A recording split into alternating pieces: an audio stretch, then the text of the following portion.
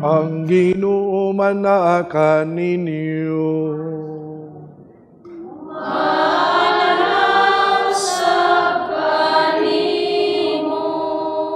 Kinutlo gikan sa Ebanghelyo sumala ni San Juan. Himayaon ikaw, O Ginoo. Si Jesus miingon ngadto kang Nicodemo. Ingon nga giisa ni Moises didto sa kamingawan ang bitin nga tumbaga nga gibutang og tukon.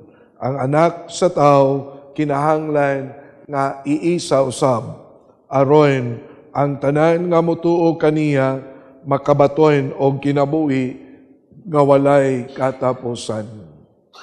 Kay gihigugma pag-ayo sa Dios ang kalibutan og tungod niini gihatag niya ang iyang bugtong anak aron ang tanan nga motuo kaniya dili mamatay kundili makabaton hinuon sa kinabuhi nga dayon. Kay wala ipadala sa Dios ang iyang anak ngani sa kalibutan aron pagsilot kundili aron pagluwas niini. Ang tanan nga motuo sa anak dili silutan, apan kadtong dili motuo kaniya gisilutan na, kay wala man siya motuo sa bugtong anak sa Dios. O kini mao ang silot, ang kahayag miani sa kalibutan, apan gipalabi sa mga tao ang kangit-ngit kay sa kahayag, kay dautan man ang ilang binuhatan. Ug ang tanan nga nagbuhat og dautan, dili gusto sa kahayag, og dili moduol ni ini. Kay dili siya buot nga mabutyag ang iyang dautang binuhatan. Apan ang magbuhat sumala sa kamatuoran, muduol sa kahayag, aron makita nga nagmatinumanon siya sa Dios. Ang Ebanghelyo sa Ginoo. Dayon ikaw, O Kristo.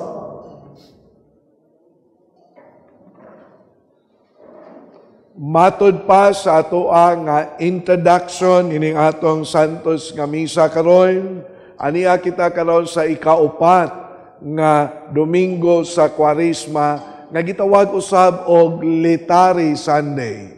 Ang litari nga nagkahulugan og pagmaya, paglipay kay lagi, hapit na gyud gibuntog ni Kristo ang kamatayon, pinaagi sa iya usab nga pagkabanhaw. Nya nindot sad kaayo sa nga tanan kay niining ato nga ebanghelyo gisaysay ni Kristo unsa ang nahitabo sa mga Israelita panahon ni Moises nga diin ang mga Israelita nagmagulbol ngadto sa Ginoo, nagmahay ngadto sa Ginoo, and then nasuko ngadto sa Ginoo, nga tungod sa ilang kasuko kalagot ug uban pa ngadto sa Ginoo, mauna ang Ginoo nagpadala og mga bitin ngadto sa mga Israelita isip silot.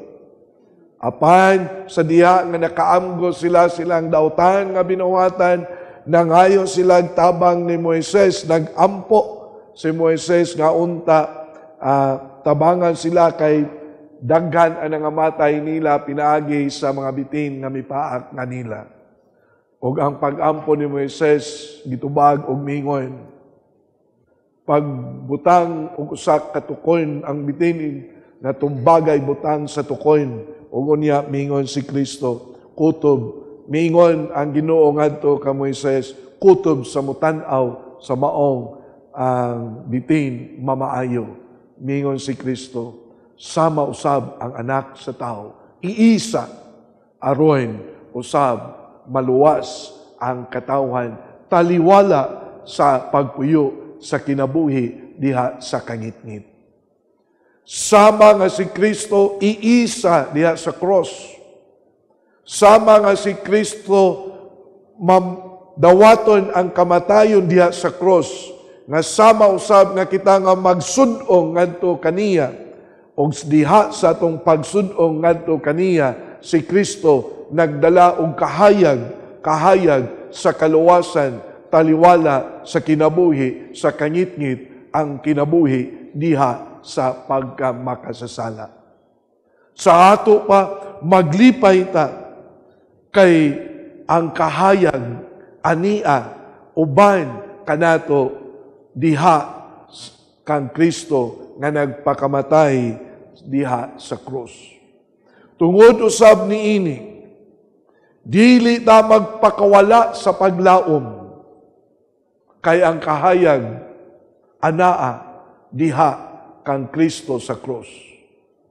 Tungod usab niini, dili nato usab nga ang atong kinabuhi, atong ipagan diha sa kinabuhi sa pagkamakasasala.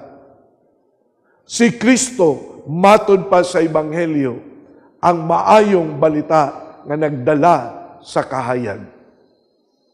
Mauna, bisan unsa kadako sa atoa nga sala nga nabuhat, dili ta magpakawala sa paglaom.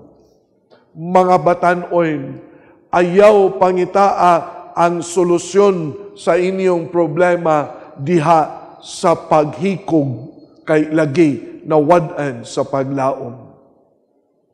Mga pamilya, ginikanan or mga nag-atiman sa mga bata, mamagpapa, lolog-lola, itiyo o tiya, di ta magpakawala sa paglaom, bisan unsa kagahi og ulo sa mga kabataan. Dili ta magpakawala sa paglaom.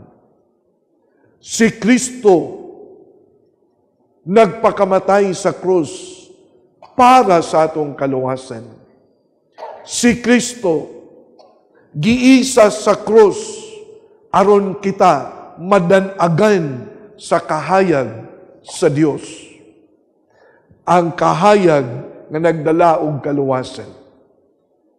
Ang kahayag nga mugiya sa atong dalan padulong sa kinabuhi nga walay katapusan. Ang kahayag nga muhatag og katin-awan sa atong unahuna taliwala sa mga kalibog nga nahitabo sa atong kinabuhi. Ang kahayag nga muhatag kanatog kasiguruan sa kaanindot sa kinabuhi nga atong nagisubay, gipuy-an sa kadausa kanato. Mga kaigsuonan, niining ikaupat nga Domingo sa Kwaresma, letari, pagmaya, rejoice, maglipay ta. Kay ang Kristo nga naa sa cross, giisa sa cross, mao ang nagdala o kaluwasan sa kadausa kanato. Maglipay ta. Kay si Kristo nagiisa sa cross, namatay sa cross, maoy nagdala og kapasayloan sa atoang mga sala. Matud pa sa iyang pag-ampo ngadto sa iyang amahan, mingon siya, amahan ko, pasaylua sila, kay wala sila masayon sa ilang gibuhat. Si Kristo ang nagdala og kaluwasan. Si Kristo ang atong paglaom. Si Kristo maoy makagiya sa atoang kinabuhi.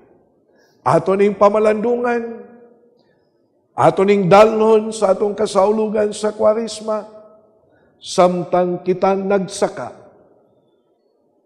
padulong sa gingon, kasakit, kamatayon ni Kristo ngadto sa cross, nga diin ato sang pagkasaulugan sa gitawag og Semana Santa.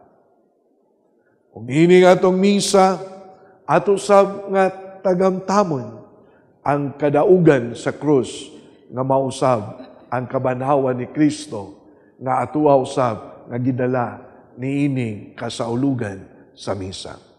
Dapiton ko kamo sa pagdala, sa pagpamalandong, sa mensahe nga muingon, si Kristo ang ato nga kaluwasan. Si Kristo ang ato nga kahayan. Manghinaot kita.